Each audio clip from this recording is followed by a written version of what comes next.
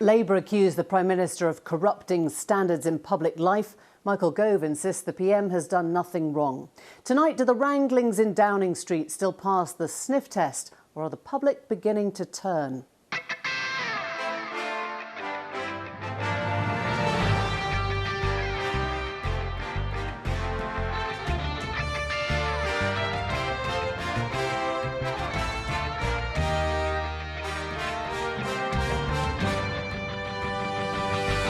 Accusations of sleaze and leaky quotes, denials of misspending and cronyism. What does this series of stories tell us about the Prime Minister's behaviour, those who are out to get him, and the public tolerance for politicians who step round the rules? Also tonight, India's surging COVID crisis is worsening. How much of this is down to a lack of global strategy?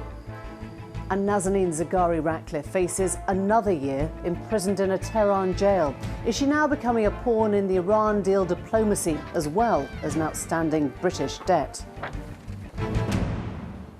Hello, good evening. This is a story about private donations and political favours, about things said off record and things reported in public. It's about leaks and sources, declarations and denials, and oh, so many inquiries. It's also a story of revenge. Two men who used to rule Downing Street as one, now very much divorced. There's no one who can create as much chaos as an enemy who was once a friend. But don't be confused by all the different strands here, because fundamentally it's all asking something very simple. How do we expect those in power to behave? What do we demand of our leaders? And are the public willing to forgive it all as the nation moves onwards and upwards? Or do we want to get to the truth of what happens? Let's begin with our political editor, Nick Watt. And Nick, if you can take us through the day and what you actually think has cut through. Well, Emily, there's real mixed opinions amongst Conservative MPs. Some are saying this is absolutely not cutting through. They're saying there's very few emails from constituents, no anger on the doorstep as there was over Dominic Cummings' lockdown trip to Barnard Castle last year. Now, the Tories who do fear that it will cut through, they believe it'll be over the refurbishment of the Downing Street flat. And one former cabinet minister said to me, there's a danger that it could be like the expenses scandal. It's the simple stuff that cuts through. Why did you need to spend so much money on a fancy interior designer? Could be the thinking of voters. And then this former cabinet minister then highlighted the way in which the Conservative Party initially paid, it is reported, the extra cost of the refurbishment on top of the amount allowed for in public funds. And I was told this by this former cabinet minister: the Conservative Party simply doesn't have tens of thousands of pounds sitting around. So they've raised the money, and then what the party has done with those funds is basically money laundering. It's important to say that this is criticism of the way that the party has handled the money. It is not criticism of the way the donation was made. That has been done in a completely above board way. Now, Downing Street is saying that the Prime Minister has now paid those extra costs himself, and they add that if any further declarations need to be made, they will be made in the usual way. It's very easy for the PM supporters to say this is about revenge, a friend who's now become an enemy. How true is that? Well, I was speaking to one person today who knows both Boris Johnson and Dominic Cummings very well, and they rolled their eyes and said, what did anyone expect? They said that Dominic Cummings has a habit of acting in an incendiary way, and that he was really angry after his departure from Downing Street. And then this person said that Boris Johnson walked straight into a trap after that briefing against Dominic Cummings last week, which prompted the inevitable response in his blog. Now, the view in government is that they always knew that a Dominic Cummings explosion would be coming. They knew, in fact, everyone at Westminster appeared to know that Dominic Cummings spent most of last year raging against Boris Johnson for failing to lock down quickly and fast enough. He was talking last autumn of how the second wave was entirely predictable because of the opening up that took place over the summer. So in Downing Street, they thought that the key moment would be his appearance for a joint select committee at the end of next month. They thought that could be dangerous, so not a bad idea to have the row out in the open now.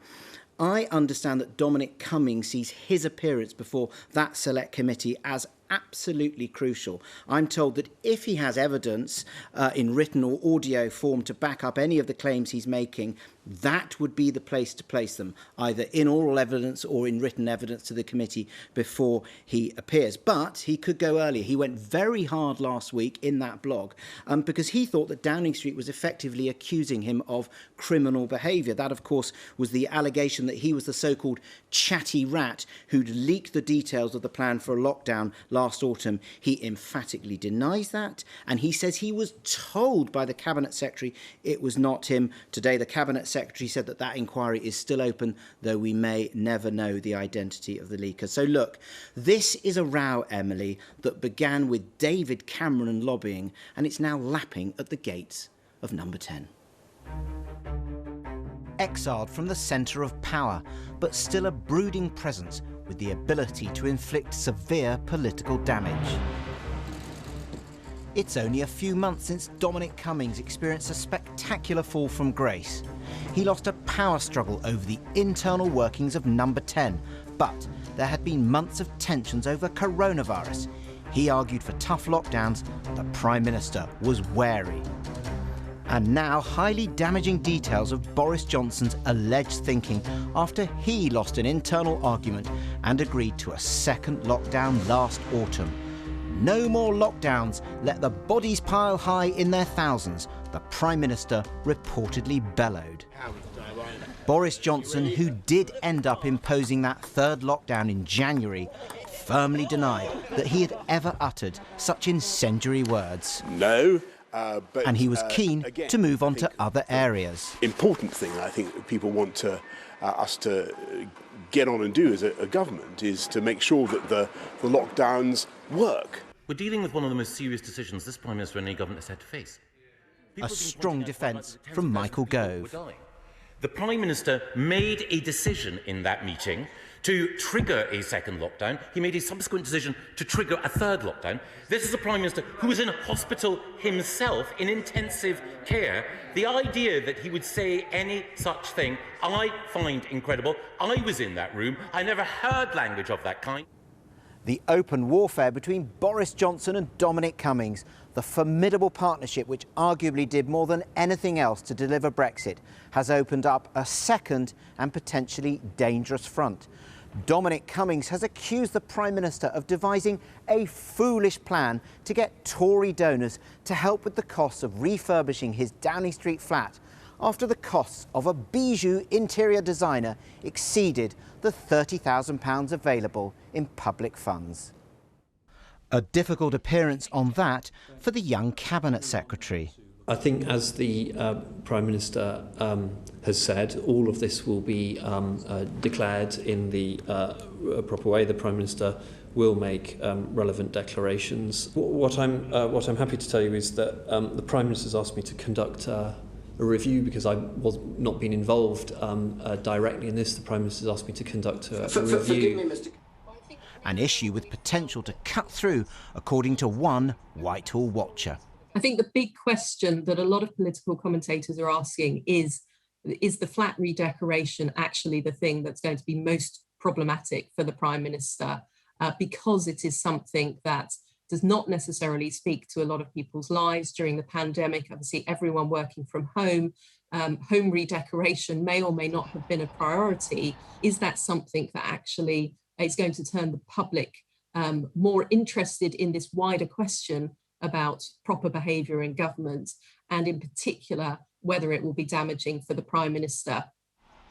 The MP who raised the issue in Parliament today believes Boris Johnson is failing to observe proper conventions. What this tells you about the Boris Johnson government is they have absolutely no respect, no regard for the ministerial code, for those principles, those Nolan principles of how you're supposed to behave in public life, about integrity and the public interest and leadership and honesty. None of these things seem to matter to Boris Johnson and his government. A dark mood in Downing Street after what was described to me as a dicey day. Number 10 will hope that rows over lockdowns and a flat refurbishment will not cut through with voters, but sometimes there is a long tail. Nick Watt there. Well, we invited the government on the programme. They said no. I'm now joined by the former Shadow Chancellor and member of the Public Administration Committee, John McDonnell, former chair of the House of Commons Procedure Committee, Charles Walker, and the director of Centre for Study of Corruption at Sussex University, Professor Elizabeth David Barrett. It's good to have you all. And Charles Walker, if I can start with you perhaps, and that quote from Dominic Cummings, who claimed that the Prime Minister had been unethical, foolish and possibly illegal to get donors to pay for a refurbishment of the flat. Is Cummings wrong? Well, I have to say, I think the refurbishment of the flat is the least important issue that's being covered, because at the end of the day, it didn't cost the taxpayer a penny. Either the Prime Minister's paid for it or Tory party donors paid for it. I don't really care who paid for it, as long as my constituents didn't pay for it. So it's cost the taxpayer nothing. Well, the taxpayers get irritated when they end up funding things. So I'm sorry. It's to me, I just think I just can't understand why you and the media are so obsessed by taxpayers not funding a redecoration. Me and the media and Simon Case, who said there's going to be an inquiry into the money that was spent. From what we know, 30,000, which is the public allowance of taxpayers' money, was spent. That's fine. Then we understand that it was paid for possibly by a donor through CCHQ, and it was only latterly that the Prime Minister then paid that money back. One of your former colleagues, a former cabinet minister, described that as basic money laundering, the transfer of the money through the system in that way. So why is it not important? But because it isn't. The taxpayer hasn't. Sorry, I'm confused. Did the taxpayer the 30,000? It was confusing, the question you put to me. Has the taxpayer paid the 30,000, or have they paid part of the 58,000 with Tory party donors picking up the rest, or the Prime Minister? I'm not entirely sure what the issue is here. The fact of the matter is there was an allowance that may or may not have been spent, but the taxpayer's not out of pocket. So taxpayers are worried when they're paying for refurbishments. If they're not paying for refurbishments and private donors are, it tends to be of little concern to the taxpayer, to be perfectly honest, despite what former cabinet ministers may or may not say. And it doesn't worry. I think we have confirmed that 30,000 of it, which was the allowance, was paid for by the taxpayer. We'll put that on one side. Right, But okay. it does suggest... Which is allowable, yeah. Of course, which does suggest unethical borrowing, though. I guess what I'm asking you is, you will know how backbenchers are feeling. You've chaired the 1922 committee. You'll know about the texts from and with Dyson. You'll know about the reckless quotes about human life. You'll know about discussing the halting of an inquiry that could be embarrassing. Does none of that alarm you at all? So, Emily, I've been on your programme, and you will know that I'm not a signed-up member of the Boris Johnson fan club. I've been often voting against my own government. But we are talking about a man that nearly killed himself last year while in office, trying to navigate this crisis. We're talking about a man who's delivered the most successful vaccine programme of any major developed country in the world. We're talking about a man who bent over backwards to get ventilators made. Can you imagine if we hadn't had the ventilators made, what you would be saying? So I'm sorry, I can't really understand. There are many things I can take issue with the Prime Minister about, but none of the things you've mentioned to me tonight are things that really I'm actually going to get too cross about. I just suggest that a lot of the public would believe that you can do both. You know, you can be a Prime Minister with a successful vaccination programme and also be empathetic to loss of life, and also not be open to accusations of cronyism or corruption. You can do both. But look, at the end of the day, we needed ventilators. We were short tens of thousands. He had to get them built. He did what any person would do. He said, right, get them built, and I don't care how we're going to do it, but we've got to get them built. That is not wrong in itself. He wanted to save lives. He actually put his own health at risk to save lives. His vaccine programme, this country's vaccine programme, is the most successful of any developed economy. If you want to find issue with the Prime Minister, I'm happy to come on and do that, but not on these issues. Fine, let me bring in John McDonnell to respond to some of those thoughts, John McDonnell, that the Prime Minister put his own life on the line to save lives and did what he needed to at the time. Let's be clear, and I have a lot of respect for Charles, and he is an independent person, but on this one, I'm afraid I disagree with him. Boris Johnson was a Prime Minister who initially ignored the threat of COVID, then ignored consistently the advice given to him about the promptness of lockdowns. And as a result of that, I believe thousands of people lost their lives. Nevertheless, that's the record. And that's why the families of people who've died as a result, tragically died as a result of COVID, want a proper inquiry so that we can learn the lessons from that. However, this is a slightly different matter we're dealing with now. Let me try and explain to Charles why I think all these matters are quite important. They individually may seem insignificant, but actually I believe, and I think his colleagues agree as well, that the general public actually do expect some level of decency and honesty from their politicians. We went through the expenses scandal and people were shocked and horrified at what was going on. And I think at the moment, people begin to get anxious about what's going on surrounding the Prime Minister. The issue around the flat is about being honest and open. £30,000 came from the public purse. That was what he was allowed. He wanted something different other than John Lewis. Well, actually, most of us would be really pleased to shop at John Lewis anyway, but he wanted something more than that.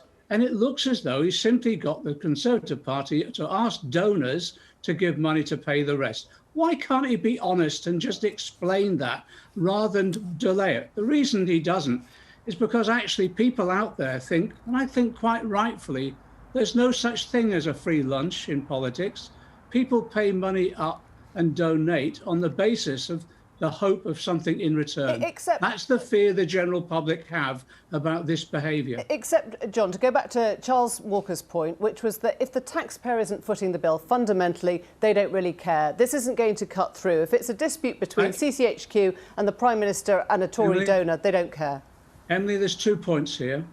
One is whether it cuts through or not. To be honest, I'm not bothered. It's up to the general public and individuals. I do think ordinary working people do expect the Prime Minister to be honest and decent and open.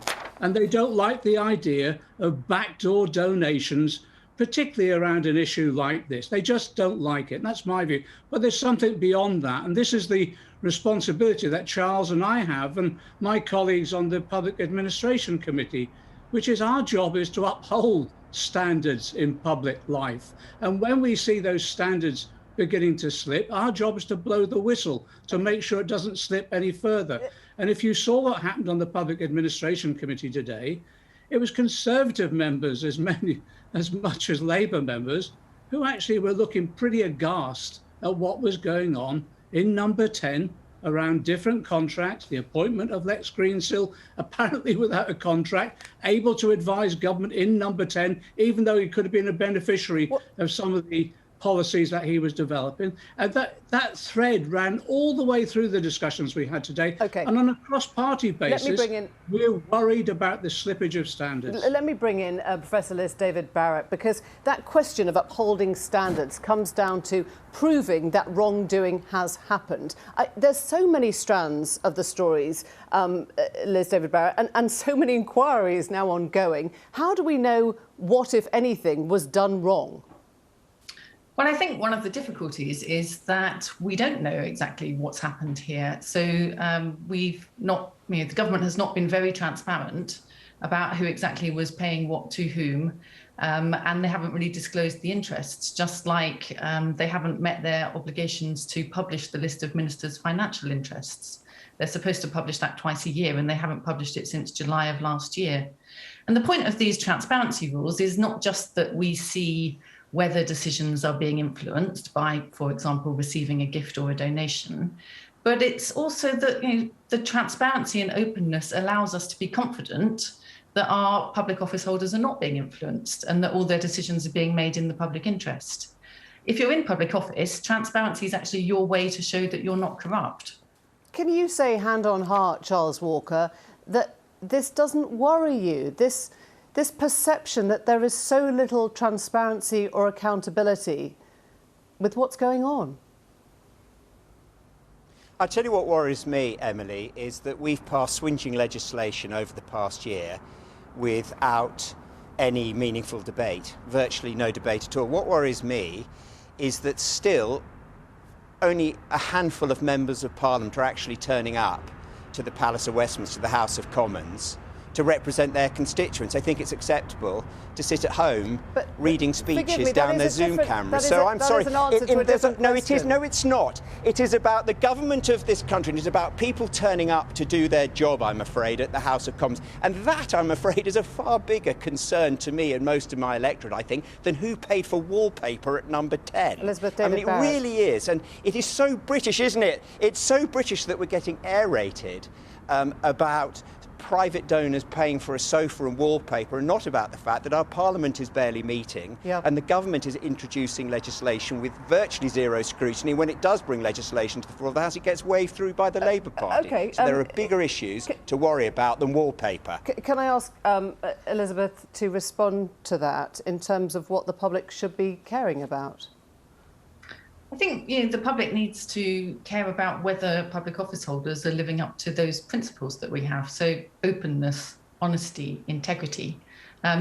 These principles, there are 7 of them in all, and they're all there for a good reason. But one of the problems is that public office holders are not living up to those principles. And I think we've come to a point where we can say that actually we can't really trust people to stick to those principles, and we need probably more explicit and clearer rules to make sure that they do live up to their standards. One of the problems here is when someone, particularly ministers, when you become a minister for the first time, you've got a lot of space to make really big decisions. And although that's always been the case, what has changed in the last 10, 20 years is that there's so much more blurring between government decision-making and the private sector. So ministers are in a position where their decisions are going to be affecting private interests, which might overlap with their own interests, and where they've got people in business who are very close to the government. So what we have is a situation with a lot of potential for conflicts of interest. OK. Thank you all very much indeed. Thanks for joining us this evening. Appreciate it. To India now, where 1 million new COVID cases are being identified every 3 days. The images are horrendous. People fighting over supplies of oxygen, paying for medical supplies that barely exist on the black market, dying on the doorsteps of their hospitals. The insistence that election rallies would continue has been driving more crowds together, and the shutdown of the Prime Minister's insistence of criticism on social media are just the latest attempts to pretend this crisis isn't happening. The US and the EU have sent aid, and the UK has offered support in the form of medical equipment, but it comes late in the day and won't stretch that far. So what does one country's extreme suffering tell us about our global strategy? We'll discuss that in a moment. First, here's Ali Makboul. The horrifying images from India keep coming. Of the desperate search to find hospital beds and of people being treated outside. The plight for so many to get oxygen to relatives where it can't be found. And of the ever-increasing number of funeral pyres burning day and night. The world is starting to come to India's aid. The US has lifted export controls on the raw materials needed for India to make the vaccine and says it will start sharing vaccine doses. At the governmental level, Britain is sending urgently needed equipment, and the UK's medical community is doing more, providing expertise and raising money for food distribution. We haven't had patients dying in the streets because we have been able to treat them. And I wanted the same for India, and I also am very mindful of the fact that 65,000 Indian doctors work here who all have loved ones in India, and I very much enjoy working with them. And they have propped up our NHS. They have saved lives here, and the NHS would have buckled to its knees without them. But given international medical experts were warning of an Indian surge for weeks, could the world have done more to help prevent this crisis before it happened? It's hard, as Indian health professionals have been telling us, if you have a leader who wants to claim that the virus had been overcome. But some wish a body like the WHO would have been more clear with India's leadership. These messages must go very loud and clear, because there will be voices which will say, oh, the problem has ended. We have had antibody surveys saying 50% or 60% people have been tested positive for antibodies. We are out of the woods now. We can get on with life. That is where strong scientific voices from all over the world must come and say, no, this is not what happens. The World Health Organization says it's doing all it can to compel people around the world at a political level and grassroots level to take the measures needed so surges don't happen and scores of people don't die. That clearly didn't work in India. Are your peers at the WHO looking at what's going on in India and feeling some sense of failure in the organization, that you weren't able to stop what's going on now because the methods that you were using at those different levels were ineffective? I think what we're feeling at the moment is heartbreak. But a failure of the organization and the way it works and the messaging? No, I'm feeling a sense of heartbreak for the people in India because... But is there, what I'm saying, is a post-mortem going on in the WHO? Are there discussions taking place about, is there any sense of guilt even that more could have been done? Those discussions about every country that's gone through this will, of course, happen. But when we're in the middle of something like this, all our energies are on doing everything we can to help. Of course, for many, the buck does have to stop with the leadership of each country. But if not with pressure, the one thing the world could help with is more vaccine equality. But there, the huge disparities have only been made worse. Now India's unable to fulfill its commitments to export doses. Aline McBall with that report, and we're joined now by Claire Wenham, Assistant Professor of Global Health Policy at the LSE. Claire Wenham, just reflecting on India first of all, what is, do you think, the aid obligation? Is it to India now? Is it everywhere? Should we be thinking of the Philippines, which may be next? Or where does that responsibility start and end?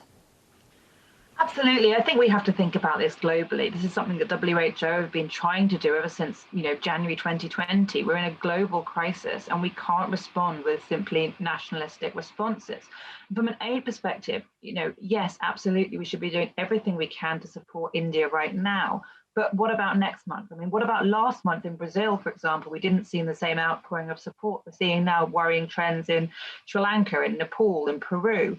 How are we going to be able to cope with this? And we can't work on a system of just bilateral support from one government to another government. And we have to try and pull together in these norms we have around global solidarity for responding to pandemics that have been built over the last 20, 30 years. We really need to see that now in how we respond to the crisis going forward. How do we balance domestic interests with global interests? If we look at our own vaccination programme, we're just getting on to vaccinating 30-year-olds. Now, should we stop at this point and say it's more important that we vaccinate the world's healthcare workers or older people in all those countries? And how do you explain that to your own population?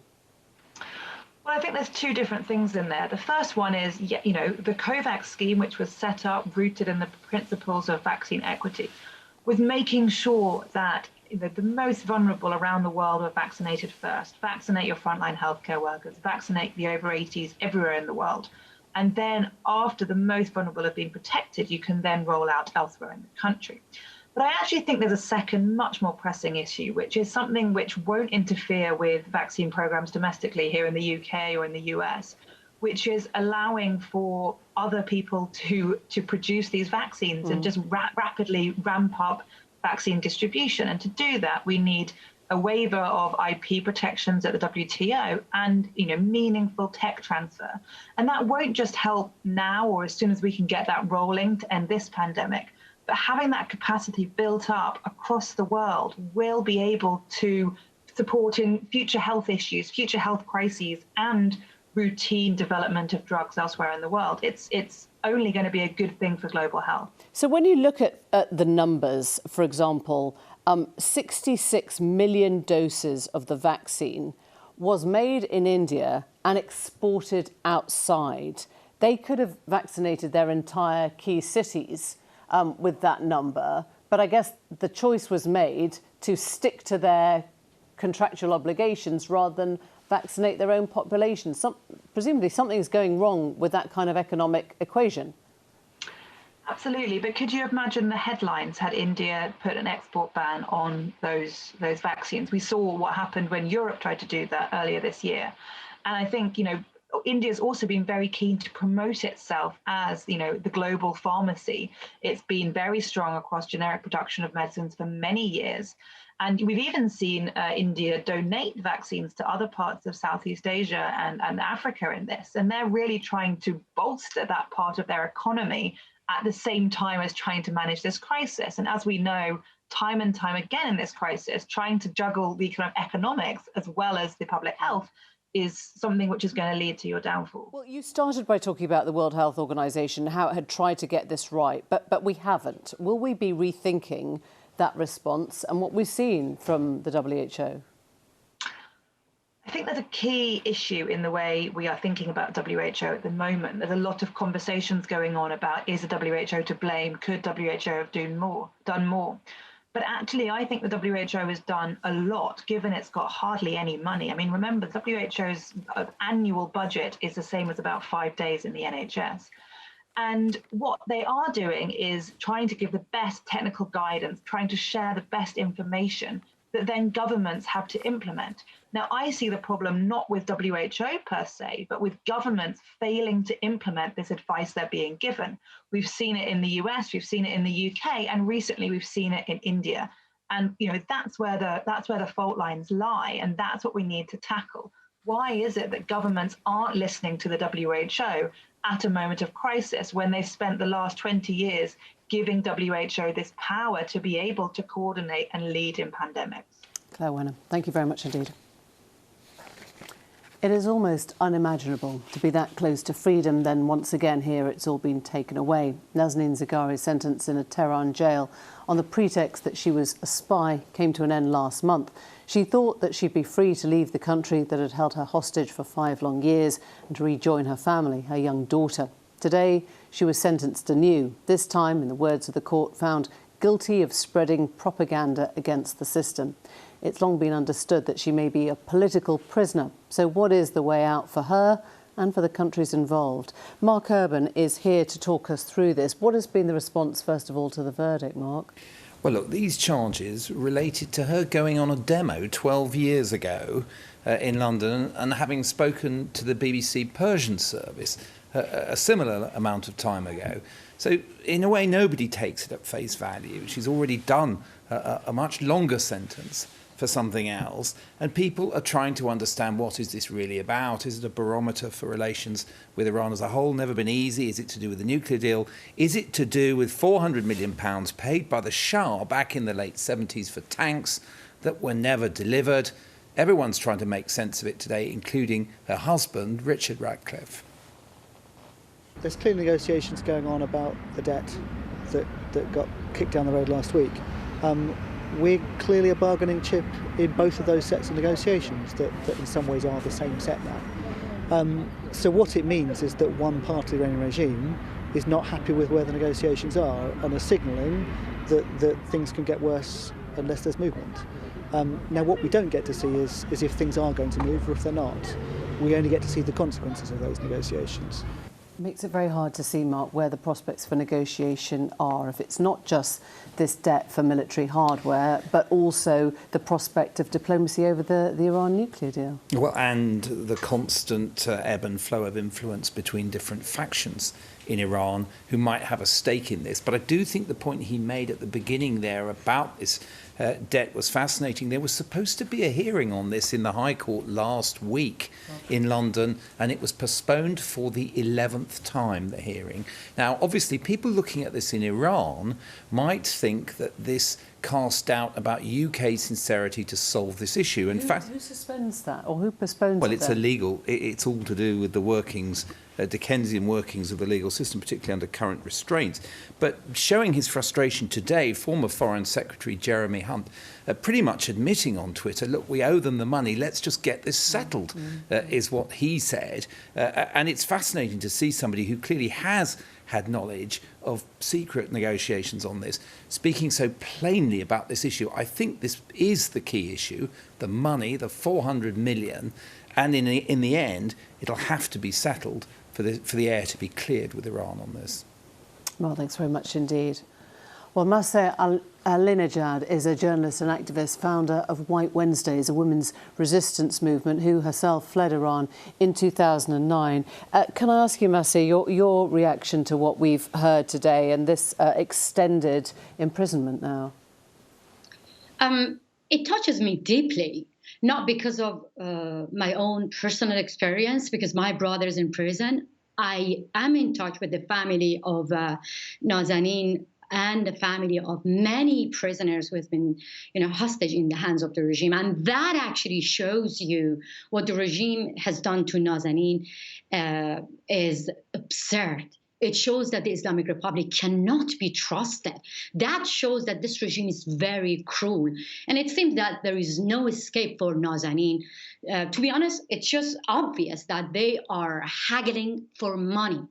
And for that, they take hostages from different countries, from Germany, from Sweden, from Canada, from the US, from the UK, and many other countries, because they think that they are not having nuclear talk, and they can use Nazanin as a bargaining chip. They can use her for their own goal. So you don't think this debt that members of the British government, or certainly former foreign secretaries, have admitted exists, this 400 million for military hardware, is the crux of this at all then? You'd say they're doing it whatever country you come from. That's true. Look, let me tell you something. Taking hostage is in the DNA of the Islamic Republic. From the beginning, like 4 decades, they're doing that to achieve their goal. And I remember when Obama's administration actually gave money to the regime to release their own citizen, what happened, it gave the impression to the Islamic Republic that hostage taking, hostage diplomacy works. And they took more hostages from the US citizens. So what I suggest here, the UK government should get united with the Swedish government, with German government, with Canadian government, with the US government against the oppressive regime, and downgrade their diplomatic relation with such a cruel regime, and ask them immediately release all the innocent political prisoners, all the innocent dual national citizens who has been hostage in the hand of the Islamic Republic. To me, it's like ISIS, because ISIS, when ISIS used to take hostage, the whole world condemned that. But it breaks my heart that the whole world is watching right now. Right. Nazanin has already saved her time in prison, which was injustice enough. And now the UK government should, as I said, first downgrade its relation with Iran, and then it just cut the relation. But that was what Donald Trump did when he was president. And that is not widely recognised as having moved on or fostered better relations between Iran and the West. Look, as I said that, the whole united, EU countries, the whole Western countries, they have to take this momentum, because the Islamic Republic is on its weakest situation right now. And they have to take opportunity right now. They have to get united. Why I'm saying that? Because, the Revolutionary Guard, Javad Zarif, the reformists and conservative, when it comes to hostage taking, they're all together.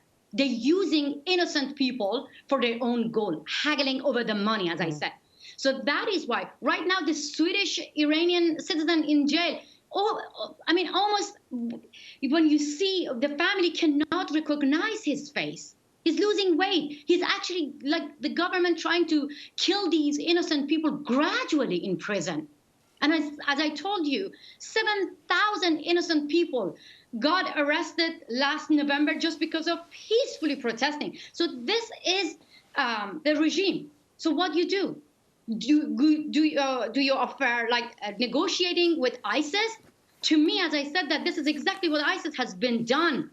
And that is why if the whole countries who has hostage in the hands of this regime get united and downgrade their relation, then they would take a lesson. Yeah. They would stop taking more hostages. Maseh Alinejad, thank you very much indeed. Thank you for joining us on Newsnight tonight. It is pretty much it from us for tonight. But before we go, we're going to take you through the papers. I'm looking at them for the first time. But they're all, as you can see, on that same theme there, the allegations and the sleaze and the pressure on the Prime Minister. So the Times has Johnson said he would let COVID rip in lockdown row, allegedly told aides in Downing Street he'd rather let coronavirus rip than impose a second lockdown, it's saying this time, because of the economic harm further restrictions could cause. We know that the quote this morning on the Mail was before a third lockdown. The Guardian has pressure on Johnson after claim of slur on COVID dead, which looks like it's the same story. Mounting pressure last night's Conservative insiders added weight to the claims that he said he'd rather see bodies pile up than another lockdown. Boris on the ropes is in the Daily Mail, on bodies leak, on number 10 decor, on the chatty rat. Lying of duty is the Sun's headline there. And it's the PM hitting back over the coming slurs, he calls them fibs. The Daily Telegraph has the PM fights to move on from the leaks row. He's campaigning around the country ahead of the local elections next week. And the Daily Mirror has not just bodies, Boris, we love them, the COVID memorial wall with all those painted red hearts in memory of those who died from COVID. That is pretty much it from us for tonight, but I'll be back tomorrow and I do hope you'll join us then. Bye-bye for now.